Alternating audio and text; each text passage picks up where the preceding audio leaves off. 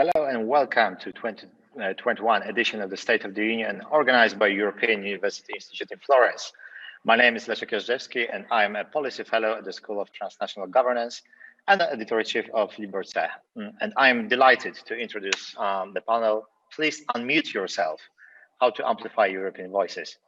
And joining for today's discussions are Sundus Bulam, who is a head of communications for Alliance for Europe, Asaya Kavrakova, an executive director of the European Citizens Action Service, Petar Markovic, who is in the EU Citizens' Rights Training Coordinator at the European Citizens Action Service and a fellow in the European University Institute, and Kalypso Nikolaidis, who is the chair and international affairs at the School of Transnational Governance at AUI and professor of international relations at the University of Oxford.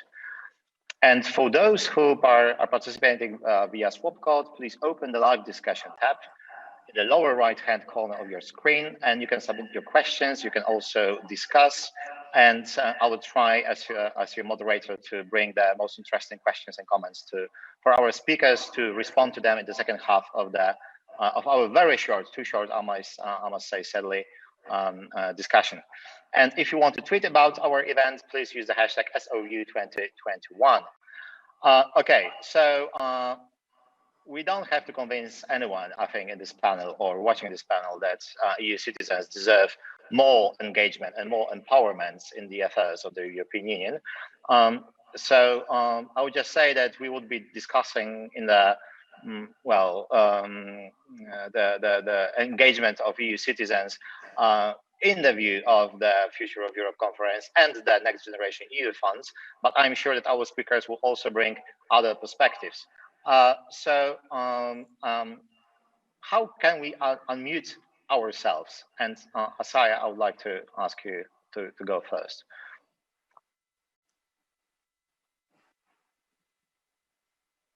Asia, please go.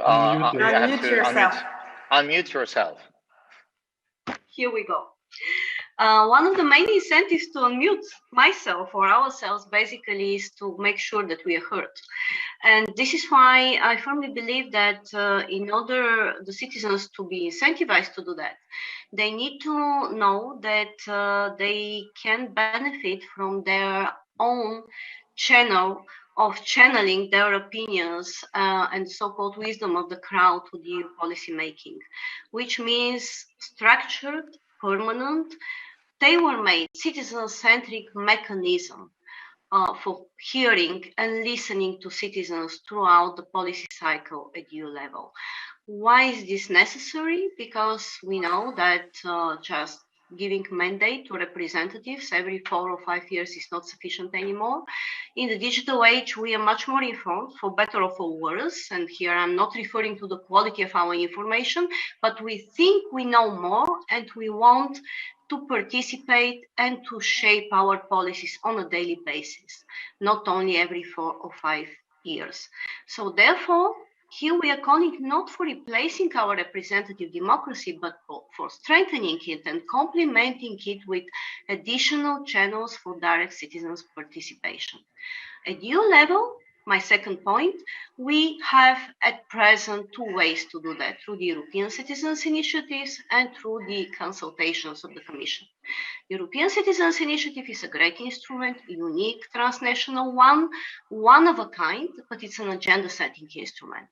It's approachable and eligible for just those that are most well prepared to use it, and it's not for daily use of citizens. It is at disposal of those who want to put an item on the agenda setting of the European Union as far as it falls within its competence, and it depends on the Commission whether to take it over or not. The consultations of the Commission, on the other hand, put in one basket organized interests and citizens. And research shows it doesn't work perfectly for neither of both. So we propose that the consultations are better designed for organized interests, and in parallel, we have a tailored channel for citizens, which is unique and which is really enabling for them and incentivizing them to unmute themselves. Thank you very much. And Calypso, how would you unmute EU citizens? How would they can unmute themselves? Well, now listening to Aisha, yes, absolutely. But here's the paradox. If you're a normal citizen, you will probably not want to or feel able to unmute yourself if you feel blind and deaf. So to be empowered, to speak truth to power, it's also the powers that be that must unmute themselves. You know, naked power through corruption and nepotism cannot reign supreme if we render it naked. And so here is my simple proposal. Take the 750 billion recovery fund and put every single cent of its spending on platforms at the local national level orchestrated by European institutions, and allow citizens to scrutinize every single spending. Now, I have called this, because in a way, this is not the most original proposal, simple transparency. Many have said this, but I want to suggest to you all listening out there that this is a kind of democratic panopticon, a kind of mechanism whereby it's now the citizens who become the guardians. And this gives us three magic ingredients to participatory democracy.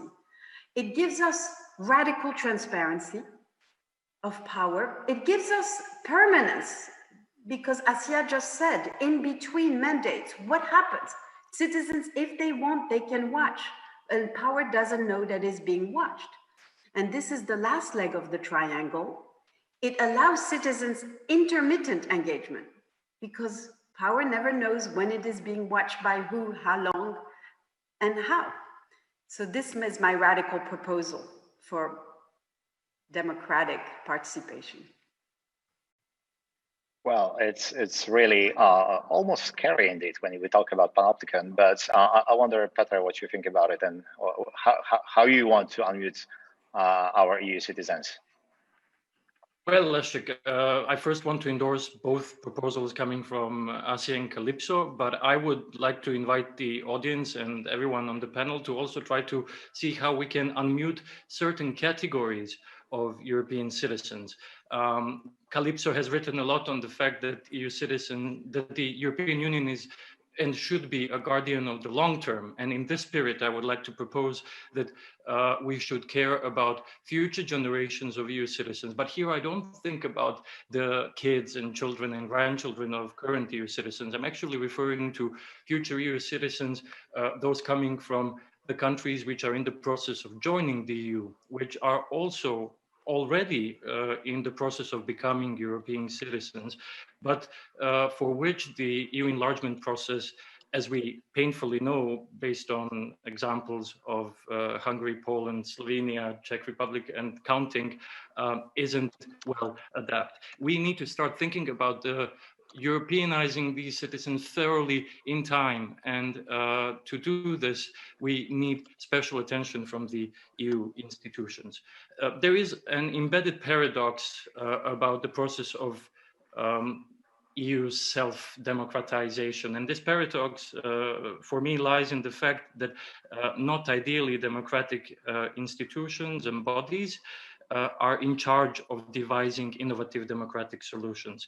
Our own constitutional framework, the Lisbon Treaty, which proposed the ECI and other democratic innovations, was brought about in an undemocratic way behind closed doors. The recovery budget was negotiated in a typical bargaining way between member states and the EU, and that's why even though it was innovative for the Green New Deal, it wasn't democratically innovative. It didn't propose, for example, that 1% of all national budgets for recovery would be chosen by citizens through a process of participatory budgeting, for example. The Conference on the Future of Europe took 1 year of negotiating behind more or less closed doors, and that is why this conference has not identified 2 ways to enhance the voice of mobile EU citizens. One is future EU citizens in Western Balkan states, and the other mobile EU citizens, the most European Europeans, those who present somewhere around roughly 15 million people, so more than Netherlands, more than Belgium, and who, if they had a voice in the European Parliament, would have at least 20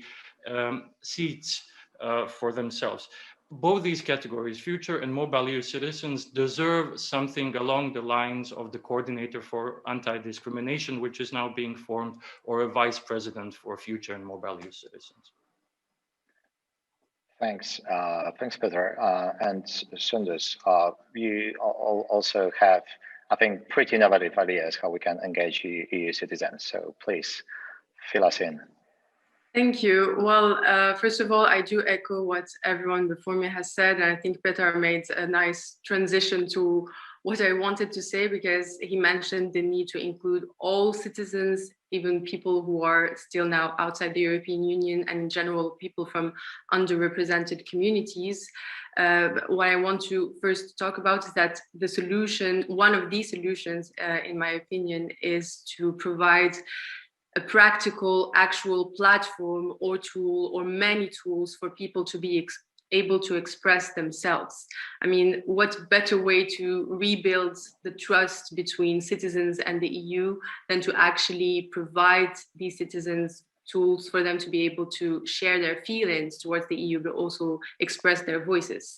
And here I'm talking about two different things that are actually quite interconnected. So digital storytelling on one hand, and then digital civic tech on the other hand. And civic tech is pretty much what the European institutions are doing right now with this digital platform that they launched for the Conference on the Future of Europe, which is a great initiative, yes, but digital tools need to ensure that they have an inclusive approach. So making sure that they are accessible to as many citizens as possible, meaning taking into consideration that people have different accesses to these tools, and that yes, okay, the platform in this case that the EU has launched is multilingual, but is it really accessible to people in different parts of Europe? Does it really take into consideration that people are from different ethnic backgrounds, different religions, faiths, have different sexual orientations, and so on? And so to stay on the solutions-oriented approach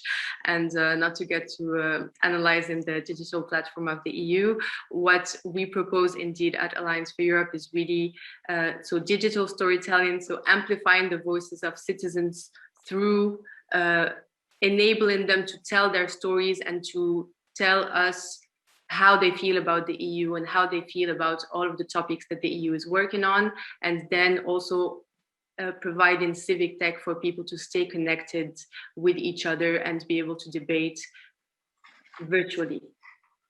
But I suppose we'll get more into this in a bit. Right, absolutely.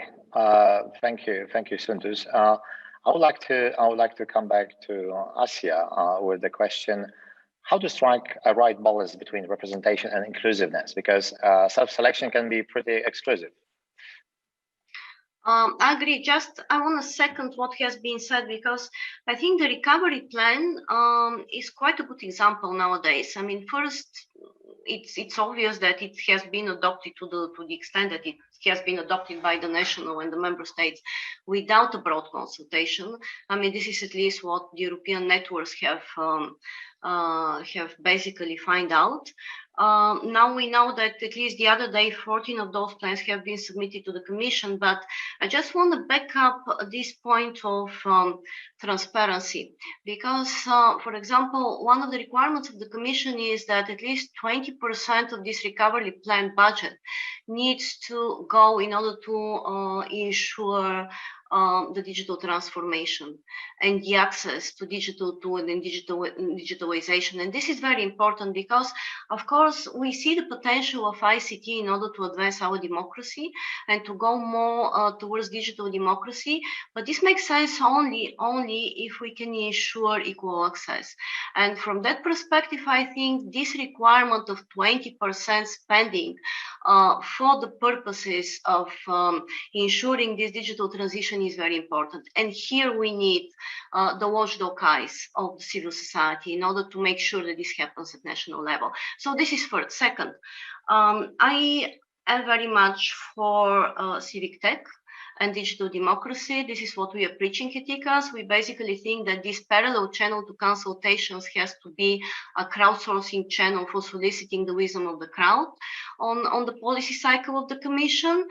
Just one example, for the second time in their history, Iceland is involved at the moment in a 3-year process of soliciting with citizens and co-deciding and co-writing their new constitution by both complementing digital and non-digital, also offline tools. So if this is possible to take place not only at local level but at national level, I really don't see any reason why the EU cannot do that when it comes to its policy making cycle. So this is absolutely important. And up to your question again, I'm afraid that there is no silver bullet to ensure inclusiveness, and that in order to be able to channel all different, very diverse opinions of citizens across Europe, unfortunately, representative panels are not sufficient because we have our representative democracy. We need additional, very tailored channels in order to channel minority opinions. And this is also why we need civil society contribution. Right, so I just posed in the chat there, because we are a participative panel, a question I got to Calypso from Joanna Bryson.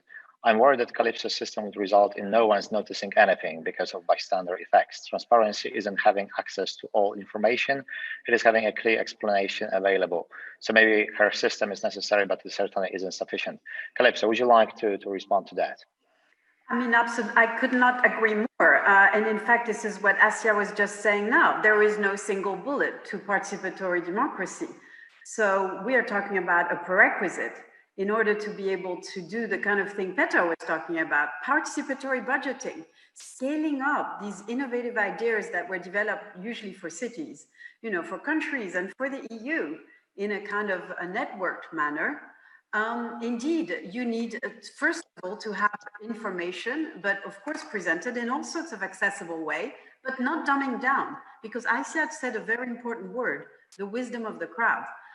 Wisdom is distributed. People put their intelligence together. Some know more something else is analyzed by somebody else. So indeed, the idea is simply that once all sorts of different places around Europe compete through experiments in presenting the information about the recovery fund, because there is no taxation without participation in the 21st century, then you can have crowdsourcing, debate, deliberation, and everything else that comes on top of it. But this is a prerequisite. And of course, not everybody will watch all the time in the right way. But that's the effervescence and the uncertainty of democracy itself. All right, so we changed a bit because we already got a lot of questions and comments from people. So I hope you excuse me if I then ask Sundus how you might want to respond to this question. Thank you for an interesting discussion. I'm a PhD student from Waseda University in Tokyo, researching EU regulatory power. My concern is that a significant amount of people simply is not fully aware of what exactly the EU does for them. How can the EU better communicate what it does exactly, especially towards people coming from a less educated background and are less tech savvy, such as older citizens? Yes, thank you. So I take it, right? Perfect. Thank you for your question, and hello there. It's great that you're watching us all the way from Tokyo, so it's good to have you here. I'd like to actually touch upon the latest point that Asia made when she said that indeed civic tech is not enough, because I think it very much relates to the question you just asked. And indeed, there is no one single way or one single solution. And that's why I also mentioned the power of the arts and the power of digital storytelling. And when I mentioned platforms and digital tools, I didn't only mean civic tech, but also digital platforms for citizens to be able to express themselves. So to give you a concrete example, because you mentioned what about, let's say, less tech savvy older citizens, let's take Hassan, a 60-plus-year-old man who lives somewhere in Belgium and is not very tech savvy. He's a Belgian citizen of Moroccan origin. I just invented this person, but in any case, he's also very real somewhere. How do we engage him with the European public discourse? So one idea is to use digital storytelling and mobilizing artists who are maybe also from Moroccan background to go on the ground and meet people like Hassan and interview them and get them to talk about issues that matter to them and also inform them at the same time about what the EU is doing. And in this way, get these people to express their voices and also get them more interested in the EU in a more traditional manner at first, and then transferring these stories, these interviews to a digital platform that will then be communicated to the EU. So we really want to create a virtuous loop here by which citizens are able to reach the EU from traditional ways, but then we also put that on platforms that are also accessible for more tech-savvy people. Perfect. Thank you, Sindus. And we have already another question. I think it was in reaction to Peter's speech. So thank you for a very interesting presentation. This is from Teresa Kuhn. I agree with Peter that it's important to engage different groups of Europeans. However, mobile Europeans are generally pro-European and already more engaged than other groups. So you might preach to the converted. Rather, it is important to engage the most alienated groups. Peter, how we can engage them?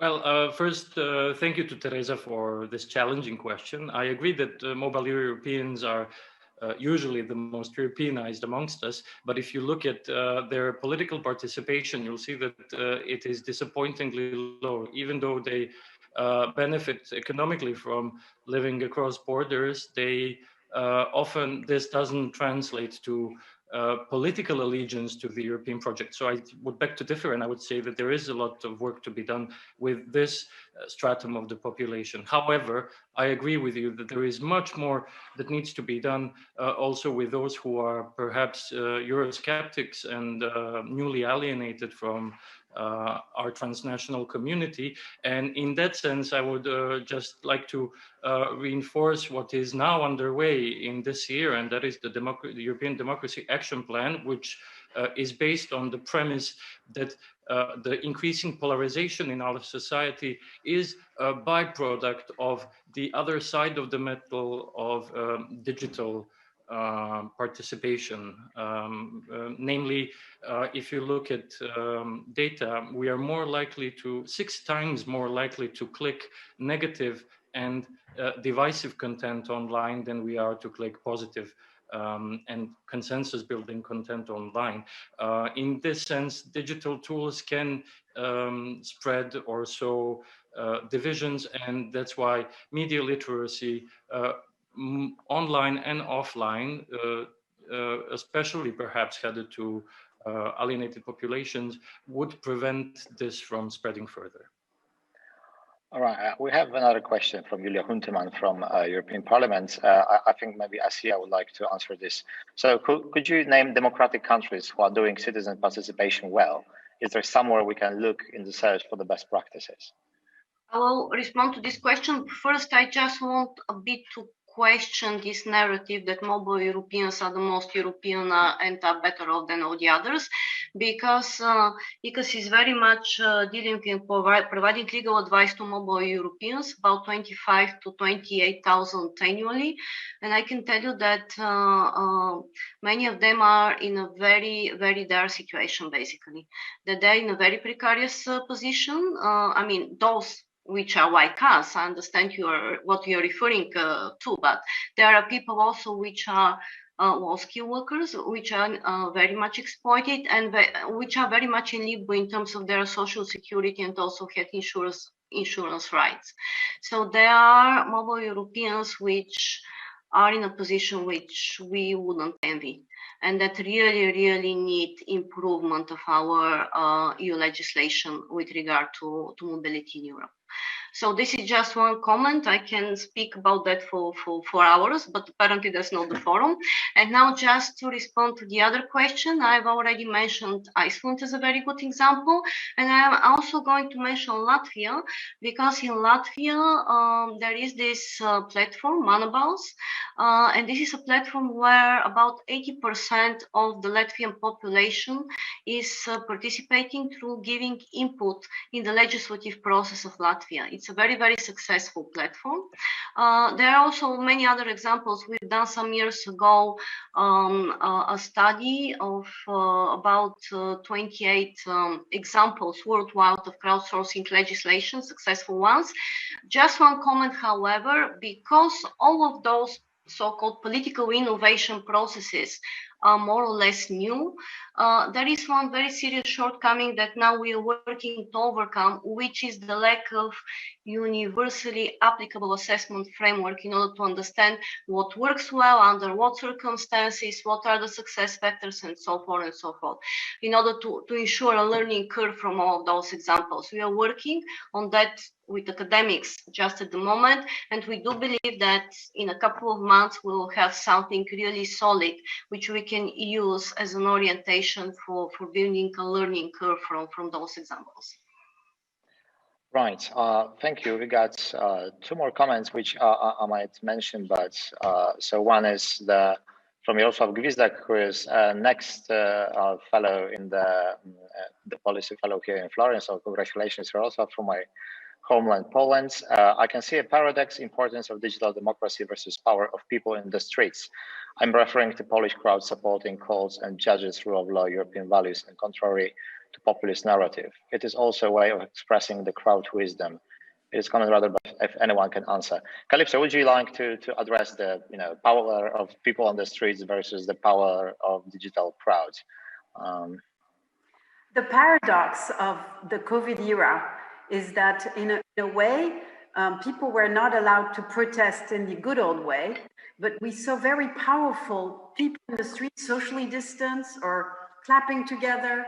And so in effect, in a way, COVID enlarged the space of our political imagination and what togetherness and being a crowd that is being crowdsourced actually means.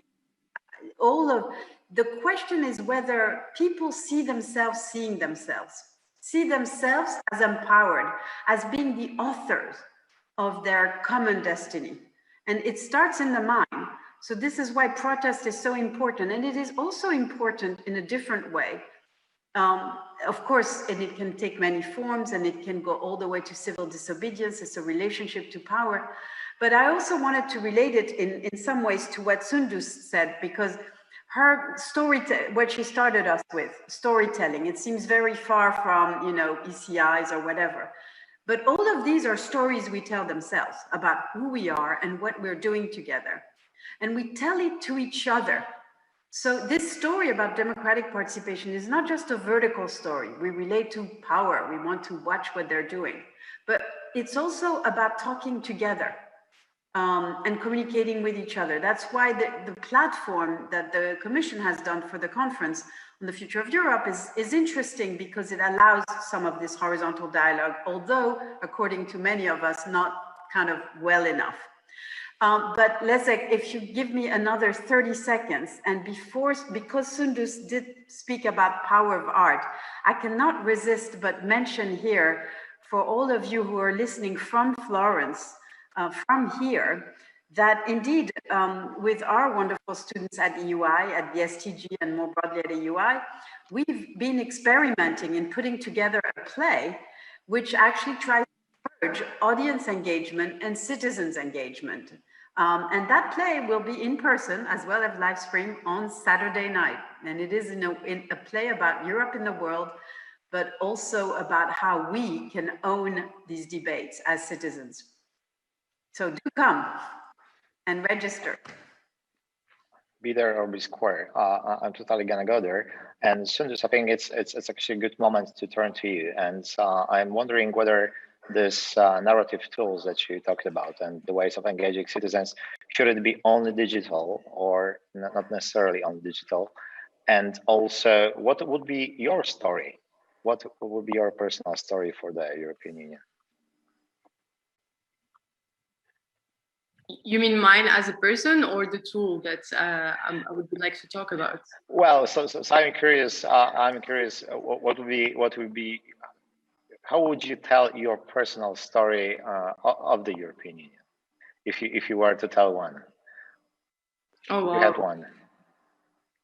To be honest, I think I would rather be behind the camera, like figuratively speaking, and more amplify the stories of people from underrepresented communities like myself, because I think that what Calypso just mentioned about, I think a play sounds really cool, by the way. I haven't been to a play in ages, but so thanks for telling us about that.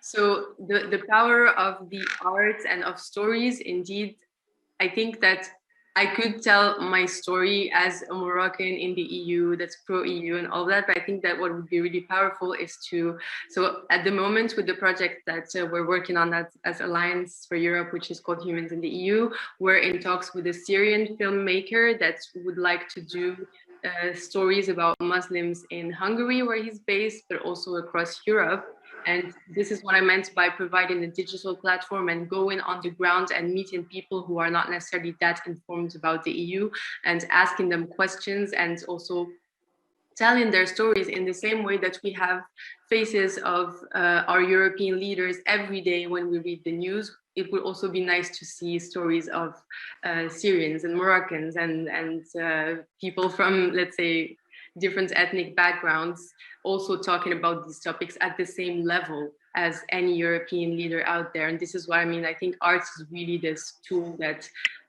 creates at least a certain level of equality between us if being used right.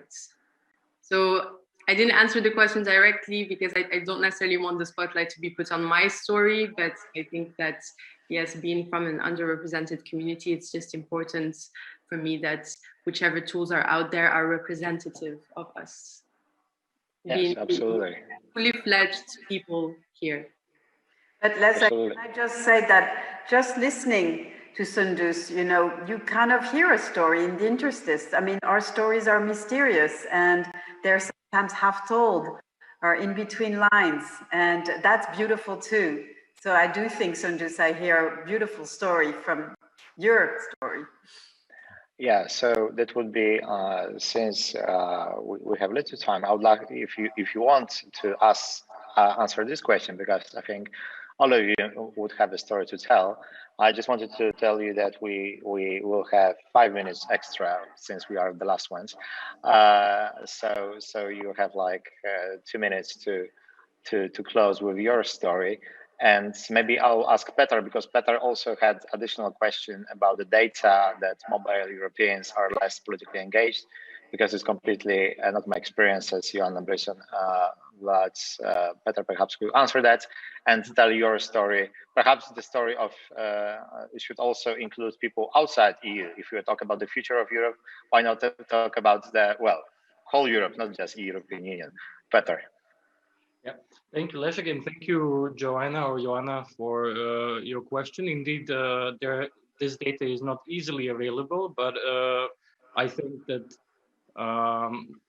us tonight in this panel here are very competent to provide the data. For example, I would suggest you go to the synthesis report of the Fair EU project, a project which was actually collaboratively done by people in this panel in one way or another. Asia's executive director of ECAS, and the other project partner was Global Sit, a department at the EUI in Florence. So the world is indeed small. So Fair EU project synthesis report, and also you can go to the page of ECAS and find other projects which come up with the same finding of EU citizenship, feeling that we sometimes have as mobile EU citizens, not necessarily translating into political action or electoral active citizenship. But to go back to Leszek's invitation to give our own story, yes, we've spoken more about mobile EU citizens in particular, but I would like to just remind everyone that this imaginary coordinator in the Commission, be it the Vice President or someone who would cross-cuttingly connect different parts of EU institutions in order to streamline action, which will give the voice to future EU citizens and mobile EU citizens. So let's also try to make the EU people in the Western Balkans, whose countries in the next decade will become new member states, feel at home as well. I like to say that European accession for Western Balkan countries is like you choosing to lose weight, go on a diet and take a personal trainer. The EU is this personal trainer. It is a tacit agreement between you and the personal trainer that you are going to go through a process which is not necessarily pleasant, which makes you sweaty and sometimes regret your choice, but in the end, a better version of you will come out.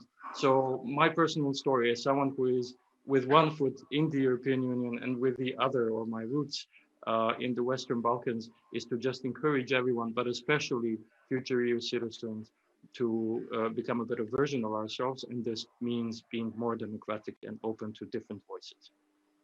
Just to add one sentence, it's very important to sustain the weight after you lose it and become a member of the European Union. I think we are still struggling with EU leverage in this respect. I have a very moving, guys, emotional, personal story of my mobility, but we don't have the time. So we need another panel in order to share those stories. But I can say one thing. Research shows that to every choice of a mobile EU citizen, there is an emotional story that plays a very big role. Yeah, it's quite agreed. Calypso, would you like to finish with your story for the EU? It's more my story of ambivalence when we speak about Europe in the world and relate it to our conversation on democratic innovation. Because after all, this is the State of the Union. It's about Europe in the world this year, and a changing world, but a world which is actually more and more threatening to democracy. And are we being naive? Are we being idealistic?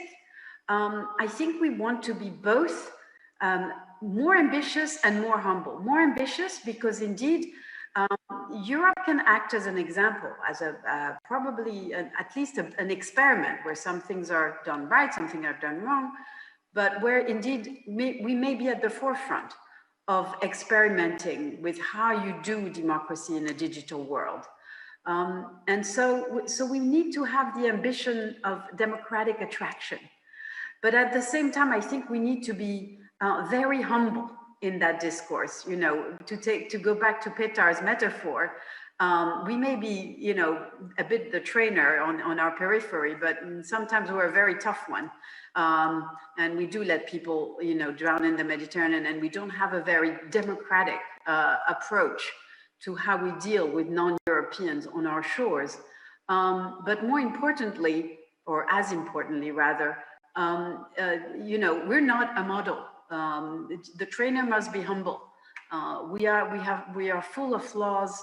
We have tendencies to, you know, patronize, etc., whether within Europe or outside. So let's try to be both democratically attractive, but also democratically humble as we go on this very challenging journey vis-a-vis the rest of the world, which is tougher and tougher and more power-oriented. Thank you. Well, I would say that citizens who once unmute themselves would never want to be silent again. And I think that this is, instead of concluding our panel, that's what I would like to say. It only proves that fringe events are actually the best part of the State of the Union, and it was worth waiting for the last discussion. I would like everyone who are watching us to big thank you to you, and big thanks to our panelists who were with us despite this, despite the late hour. Calypso Nicolaides, Petar Markovic, Asia Kavrakova, and Sudus Bulam. Big thank you to you.